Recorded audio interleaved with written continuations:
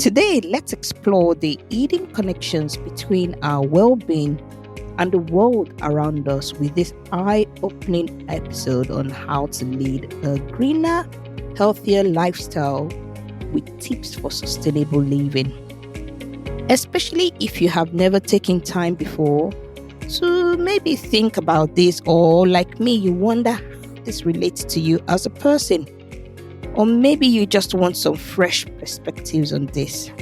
Let's do some deep dive into together to discover how our actions shape the planet and in turn how it impacts our health. So join the conversation. Send me a message using the link at the end of this episode to let me know your thoughts, and hopefully I can inspire you to ignite a change for a greener, healthier tomorrow. Hello friends, and welcome to this week's episode of How Do You Keep Well podcast. Thank you very much for taking time to tune in and listening to me. More importantly, thank you for your support and your messages. It means the absolute world to me. I am Dr. Jaiye. I'll be your host, cheering you on this exciting journey towards a happier, healthier, and more meaningful life. So today we will be going deep into the world of green health, and we will be uncovering what toxins are, what are the hidden toxins that we're exposed to, especially the everyday items that impact our health. We're going to take a deep dive into environmental toxins, and I have a thing about plastics.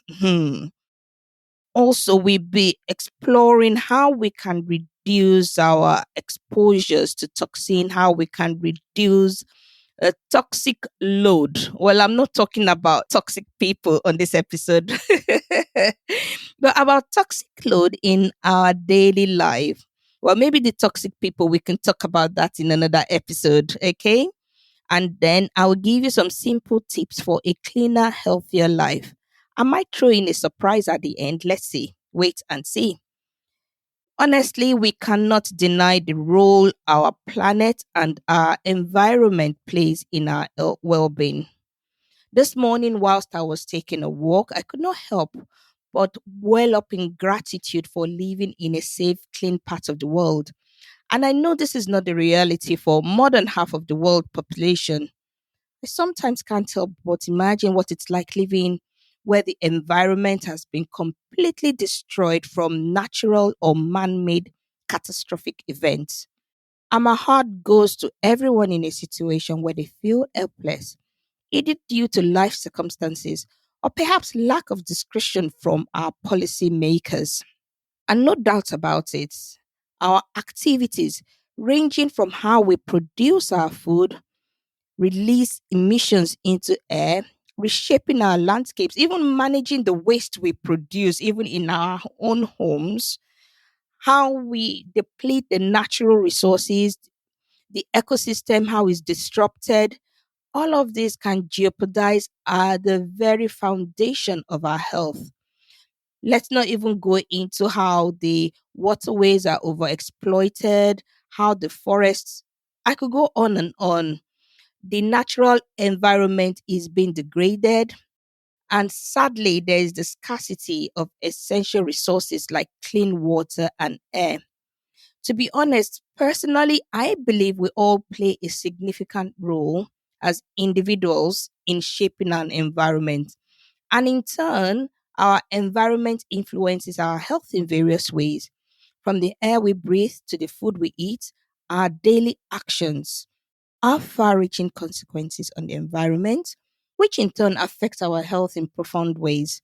Now, just a very, very quick little digression. There are several factors in actual facts that determine our health and well being. A lot of people think it's all about eating well, not drinking alcohol, not smoking, sleeping well, exercising.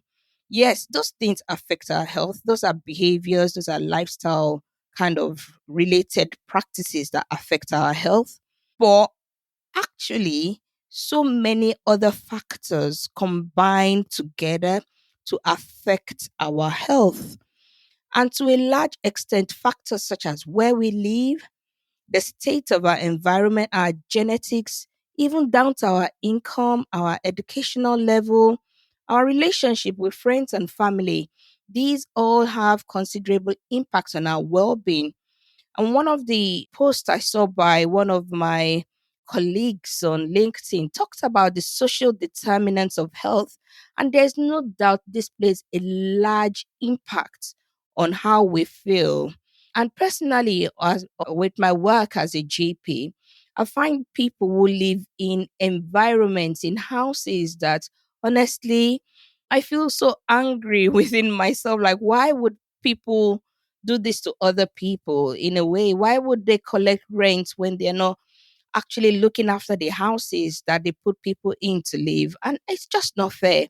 These are all things that affect our health.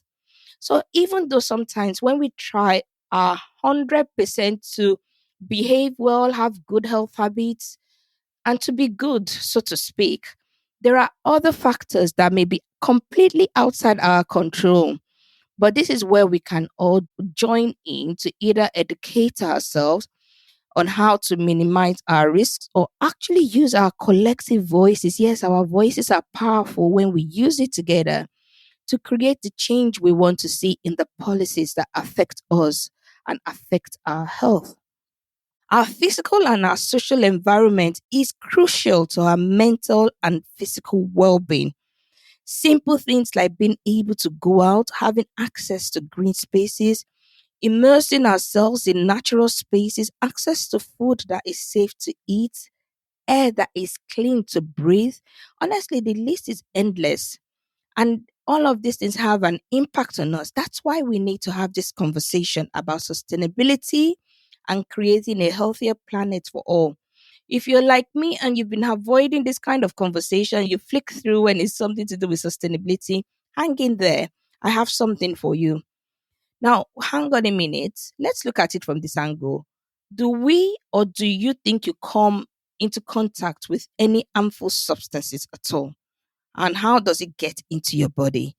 Does it cause any danger, do you think, to you right now? Or do you think it might cause perhaps long term health problems, which sometimes irreversible by the time they are discovered? Yes. So that is what we will be exploring in today's episode on our health and our planet. I want you to really understand the connection between the our activities, our environmental health, and our well-being, how we keep well. Keeping well is just not in isolation. It's connected to our environment. And I would end with how to lead a greener, healthier lifestyle. And I'm hoping to give you some practical tips that will get you started on sustainable living. And when I say sustainable living this time, it's all about you using our resources in a responsible and reasonable way. First of all, let me start with one of my favorite subjects to talk about. You all know it already. And it's about lifestyle. And this time I will use it in a way to help you understand what toxins we can come into contact with based on the way we live our life. I call it lifestyle related toxins. Now, obviously, lifestyle medicine is focused on the behavioral aspects of our health and well being. And mm, I sometimes look at it from the angle of those things. Or maybe I should call it habits we have control over that has an impact on our health. Now, these are habits that we do one of two things with. We either carry on doing it or we stop it, or maybe I should add a third thing, or we improve on it. And sometimes these habits are good, sometimes they are bad. And to be honest, a lot of us don't actually realize they are bad. And we maybe out of that ignorance or perhaps not knowing, we carry on doing it. But sometimes we know that some of these habits can be quite harmful. And despite this, we carry on doing it. And that's where my heart aches. So it's really understand to shape our understanding and our mindset towards our healthy habits. They matter. All habits matter. So for lifestyle related toxins, I view them as harmful habits that people feel unable to discontinue despite being aware of the risks to their health. I just wonder, is this something to do with the strong link to our brain reward system? Or could it just be that over a period of time of repeating the same habits, the body has just learned to tolerate it? And I understandably get it, and I get you, and I get myself. When we all feel stressed, when we feel overwhelmed, we feel anxious, our body wants and seeks a quick fix. And very easily, we begin to do things. It could be kind of isolating ourselves away from everybody or mindlessly scrolling on social media or overeating chocolates or perhaps drinking way too much alcohol, smoking, gambling, or gaming. Ah, this unfortunately becomes a catch 22. It becomes a deeply ingrained habit that is difficult to break. And the more people carry on with this, the more difficult it is to break. And unfortunately, they don't help. So it's like a continuous cycle. So very easily, it becomes a bad habit and the brain learns to shield itself. So the brain actually thinks, oh, no, it's a survival habit. I have to do this so that I can cope. Honestly, I have seen this over and over again where people start with maybe a small glass of wine, a perfectly innocuous activity to do, and start gradually kind of increase that to a bottle of wine every night. And most often, this is all due to a trigger, an event, a life event that happens, or just that feeling of overwhelm. Unfortunately, this becomes a deep habit. I can tell you this for sure. Excessive alcohol in the system is like poison. Honestly. Now, aside from this so called lifestyle related toxins, there are other types of toxin. Let's start by examining the impact of pollution, whether it's emission from vehicles or factories or agricultural practices. Pollution contaminates our air, our water, and the soil. It contributes to all sorts of lung problems, heart issues, and even mental health issues. Even children, you'll be surprised that air pollution has an impact on the mental health of children. But to be honest, pollution is just one piece of the puzzle. Our climate change poses another significant challenge. When we burn up fossil fuels and break down the natural environment to build more houses, these are all events driving climate change, especially deforestation. And these are all leading to more frequent and severe weather events, heat waves, and a lot of changes. And this also changes the pattern of the diseases that we're seeing as doctors. Okay. Now, the second thing is a lot of the personal care or makeup products we use actually contain chemical additives or preservatives, dyes that really can affect our health over a period of time. Now, these are all absorbed through the skin or maybe inhaled during application and all sorts of chemicals. I'm not a chemist, and I find some of these chemicals actually quite difficult to read out or even see. But there is one I know I have been very aware of called SLS. And there's a lot of this in the shampoo that we use. And I remember when my kids were little, I specifically had to look at all the air products I use for them and made sure I did not buy any with SLS, partly because of the awareness I have. So there are lots of things. There's phthalates, there's formaldehyde, releasing preservative, triclosan, and there's various synthetic fragrances. So as much as you can look out for the products of things that you buy. If you can avoid one, I'd say SLS is one to avoid. Sodium lauryl sulfate. Now let's look at the food production and how we consume food, our consumption habits. They all play a crucial role.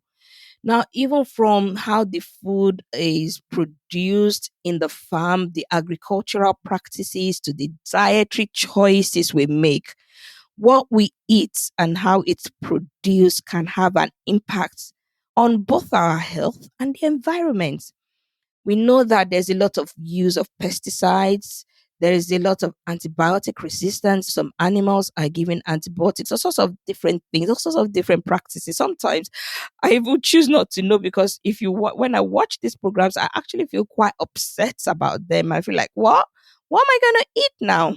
But to be honest, all of these practices, when they are left unchecked, especially in the developing countries, they pose a risk to our food safety and the nutrition we get. There are all sorts of routes of exposure from the food production to the processing to the storage. And I remember very clearly in a very local community, I worked in the outskirts of the town I lived. I realized that a number of people in that particular community were a little bit prone to folic acid deficiency. And I just wondered whether this might be related to the soil in which the local produce was gotten from. And to be honest, I feel that a number of chemicals are added to the soil, and only God knows what the impact is. It's on the nutrition density of the food we eat. Now, what about the menace of ultra processed food? And this is fast evading our world, and my heart bleeds when I see the spread of this culture to developing worlds as well. Most ultra processed foods have been stripped of most of their nutrients, of their minerals, the fiber, and they are combined with flavor enhancers and chemicals to increase their shelf life. They have high levels of salt, of sugar, and bad fats. And these are all the things that make people crave for this food even more.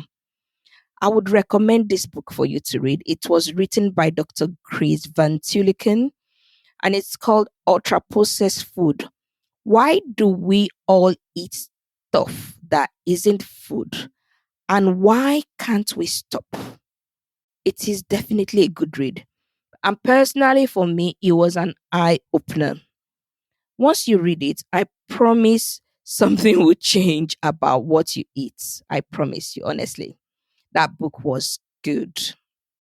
Also, the other thing I learned from one of my colleagues, Dr. Tripathi, on our website, she talks about what the type of cooking wares we use.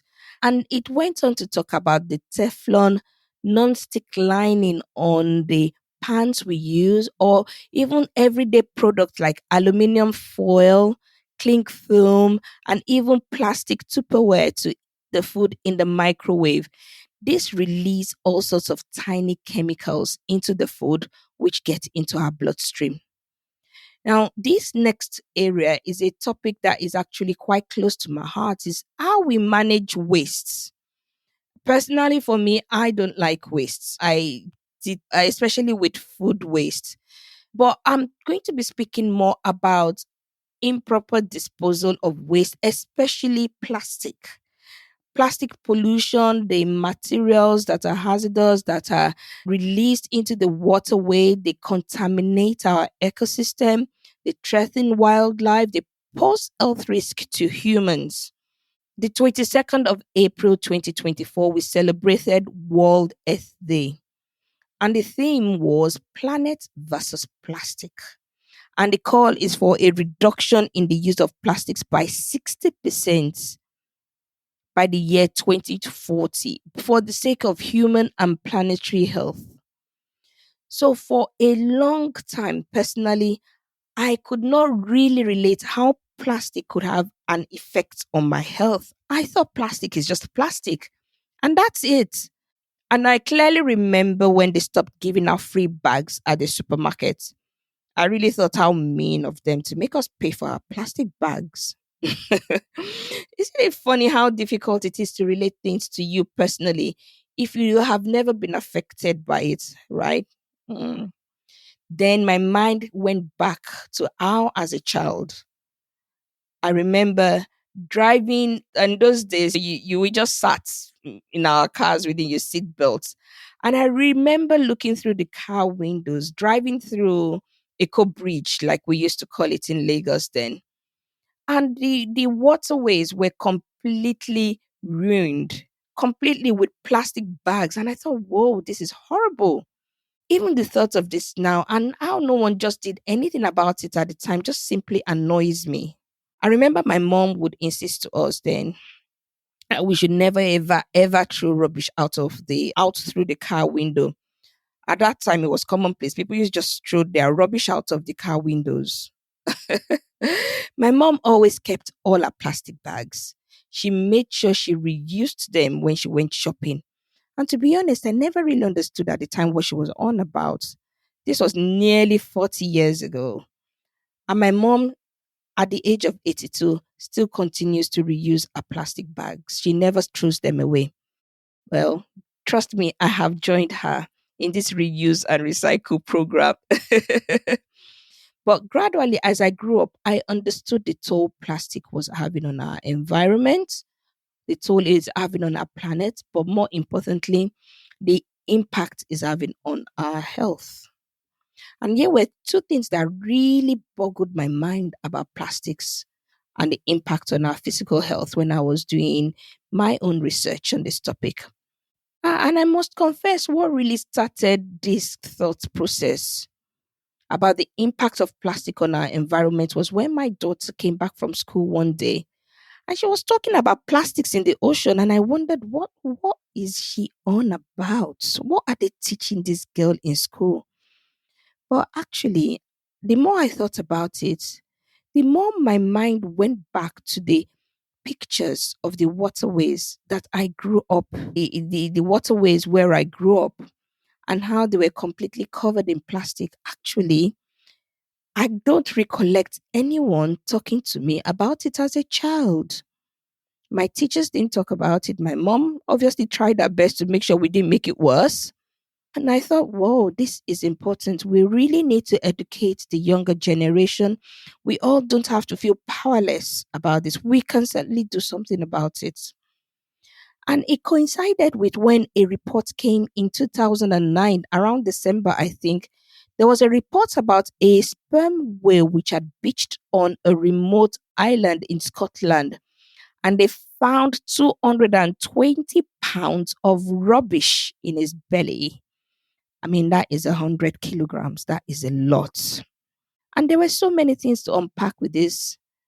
There's plastics in the ocean, the risk to life in the sea, even to the smallest organisms in the food chain, with the way we behave, the way we get rid of our waste. In particular, I think about cultures where crayfish is a delicacy and is a special food additive to our meals. And honestly, this really bothers me. Another thing I found about plastic is the impact it can have on fertility for men and women, especially with women as they begin to grow into midlife, and the risk it can have on their hormonal cycles. So, for example, there were some studies that have revealed that not only does plastic disrupt the way the body functions, they're also known as endocrine disruptors, but it is a hidden trigger for infertility.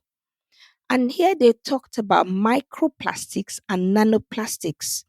And this range inside from really tiny sesame seed to size of a virus. So sometimes we don't actually see these plastic things. And it is not just their presence, but it is the hormone disruption that occurs from the chemicals such as phthalates and BPAs. They actually leak out of this plastic. Multiple studies have shown that chemical additives, often referred to as plasticizers, they make plastics flexible. And these are found in everyday things like our cosmetics, our shower curtains, they have been linked to hormone disruption. Oh my goodness, this really made me sad. And they cause a lot of disruption of key hormones that can cause a host of fertility issues, including miscarriage, sadly, which affects 1 in 8 pregnancies. In one Harvard study, women with the highest concentrations of these chemical additives in their urine were 60% more likely to miscarry in the first 20 weeks of pregnancy than those with the lowest concentration. BPA, another chemical additive, has also been linked to miscarriage. Yes.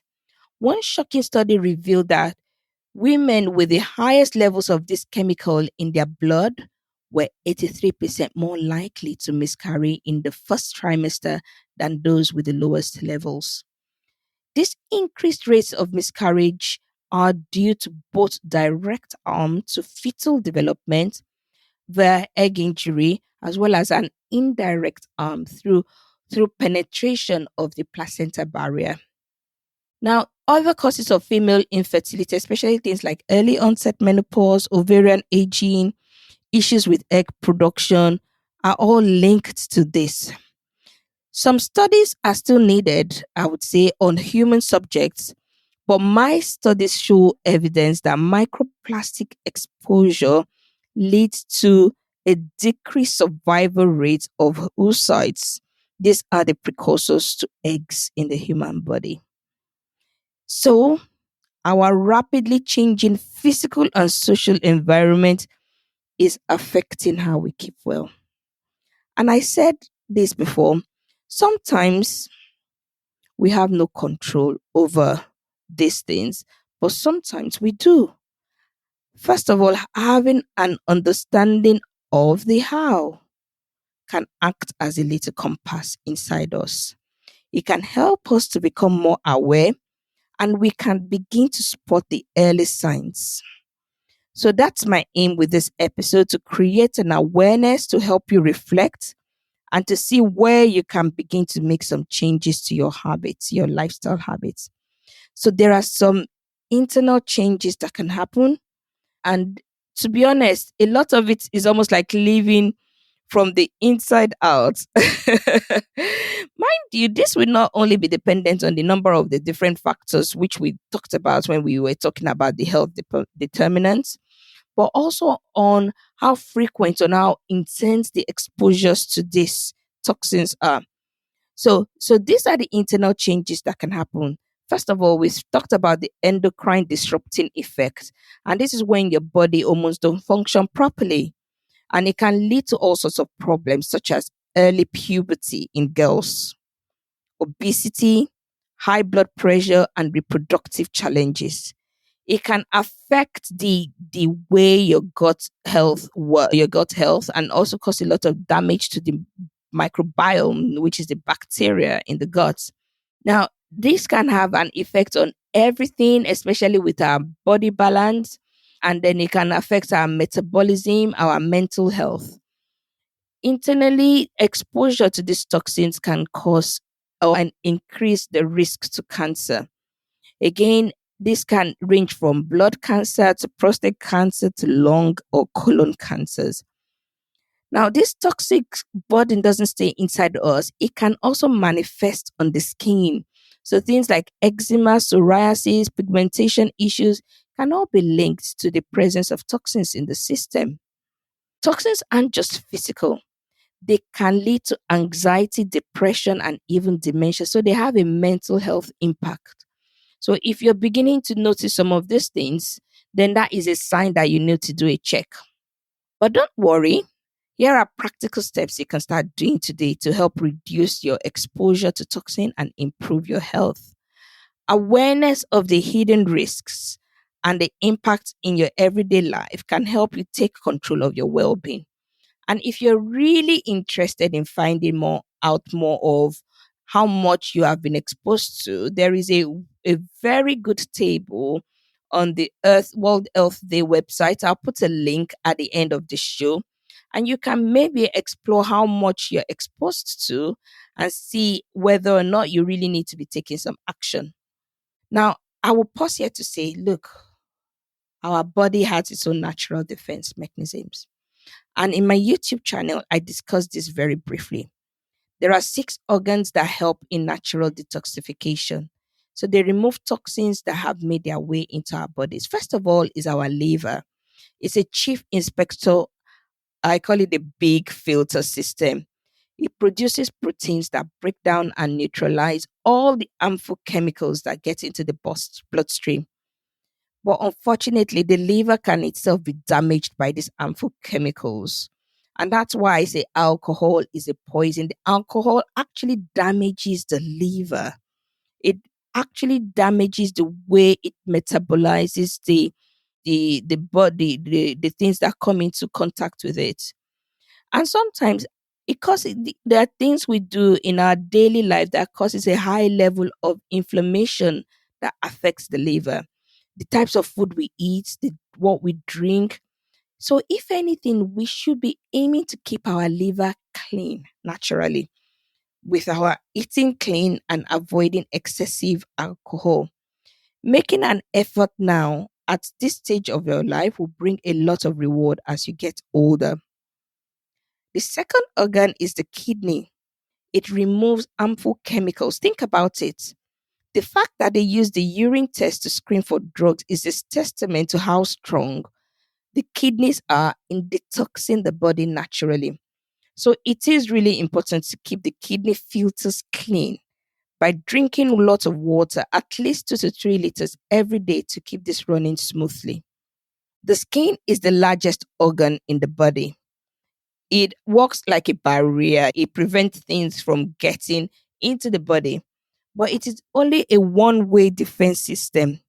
So really what want to aim to do is to keep the skin pores unclogged by using clean hygiene products or makeup that won't clog up the pores of your skin.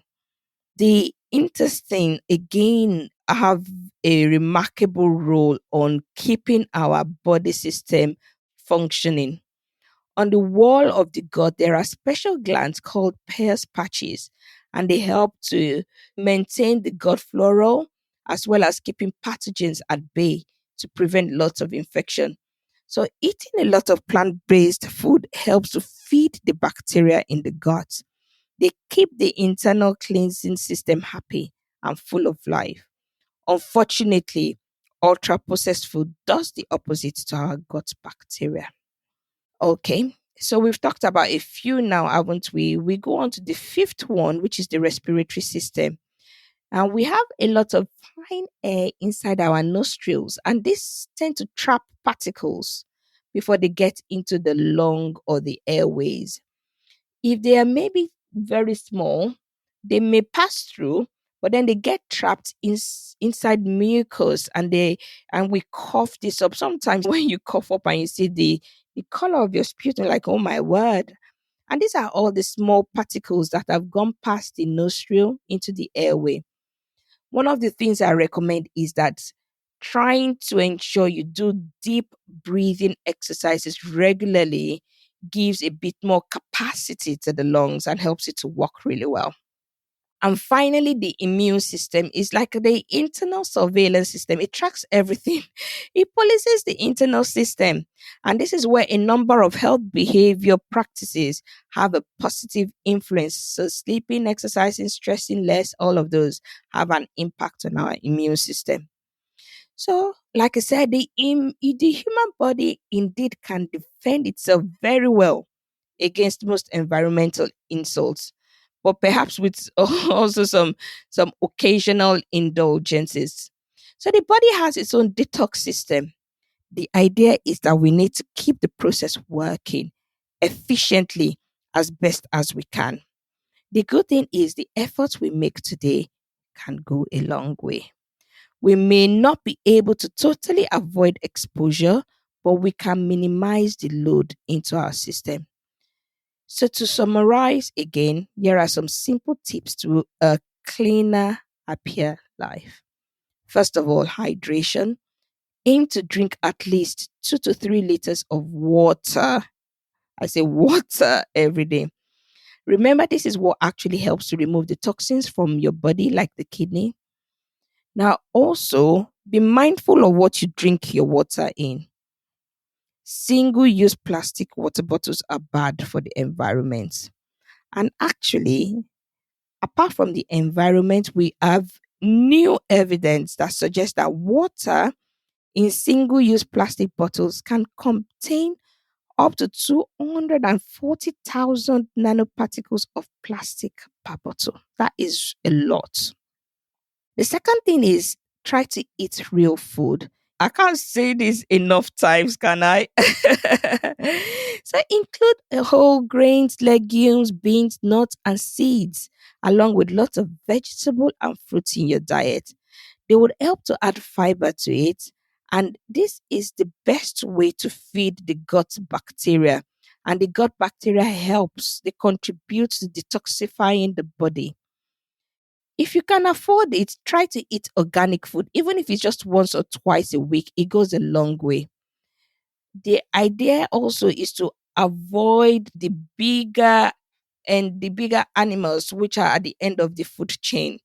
So, for instance, avoid eating too much red meat. I mean, I'm not, it's up to you where you are with that. But if you are a meat eater, then I'll certainly avoid eating too much of it. There is growing evidence red meat contains plastic particles. And also, like we talked about, crayfish, shellfish, they also consume microplastics. And this remains in their digestive tract. So, generally, try to make wise protein choices, and some studies, maybe they found that leafy vegetables contain less microplastic than root vegetable. So you have an idea now. Try to adjust your diet as best as you can to limit your exposure. As much as possible, avoid processed food.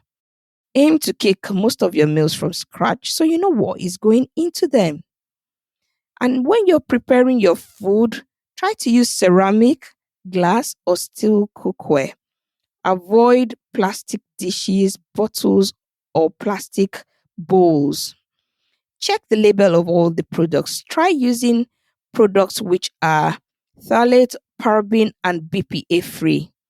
Try to avoid microwaving your food in plastic containers because the heat releases plastic chemicals like BPA into the food. Also, try to use natural cleaning products. Try as much as possible because the number of household products used to clean contain some very strong chemical additives. Try to also sweep or vacuum as much as possible in your home because dust is full of plastic fibers and particles. A number of our makeup products unfortunately contain plastic chemicals like phthalates. So use as few as possible. Moreover, the plastic packaging used in the beauty and personal care market creates vast amount of plastic pollution. Okay? And finally, oh, this one got me. Try as much as possible to avoid wearing polyester clothing. This is a textile made of plastic and it sheds microplastic fibers, which you end up breathing. So, as much as possible, avoid it when you can. Honestly, I can understand if this all sound overwhelming to begin with. Also, I think awareness empowers us. Even small steps in the right direction can lead to better health. So for me, every day, Earth Day is every day. Let's do our own little bit for our environment, and our environment will be kind to us too. Let's make our own individual changes, but also let's give a call out to our government so they can help us limit plastic production through the policies they make.